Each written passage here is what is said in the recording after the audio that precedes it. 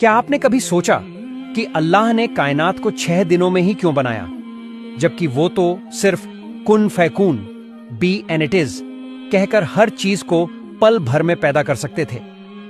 फिर बार बार कुरान में 6 दिनों का जिक्र क्यों किया? दुनिया में एक दिन जमीन के घूमने से तय होता है, लेकिन अल्लाह तो इस कायनात से भी परे है।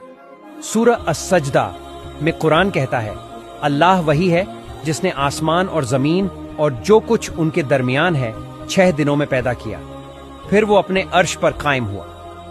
नबी सल्लल्लाहु अलैहि वसल्लम ने बयान किया कि शुरू में कुछ भी नहीं था, सिर्फ अल्लाह थे। फिर उन्होंने अपने अर्श थ्रोन को पानी पर पैदा किया, फिर किताब लौहे महफूज में सब कुछ लिखा और उसके बाद आसमान और जमीन को पैदा किया। इससे पता चलता है कि ये 6 दिन जमीन के दिन नहीं बल्कि अर्श के दिन हैं।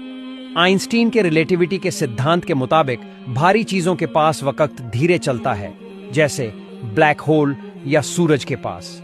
अब सोचिए, अल्लाह का अर्श जो 7वें आसमान से भी परे है और जिसे ताकतवर फरिश्ते उठाए हुए हैं, वहां वक्त की रफ्तार जमीन से कितनी अलग होगी।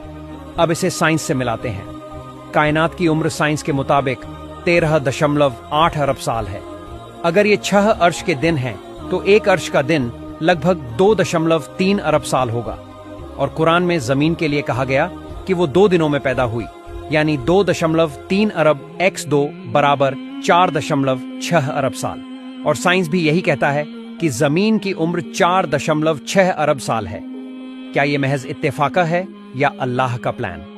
अब सोचिए, नबी सल्लल्लाहु अलैहि वसल्लम ने फरमाया, मैं कैसे इत्मीनान करूं जब इस्राफील ने सूर फूंकने के लिए अपने होठों तक ले आया है और बस हुक्म का इंतजार कर रहा है।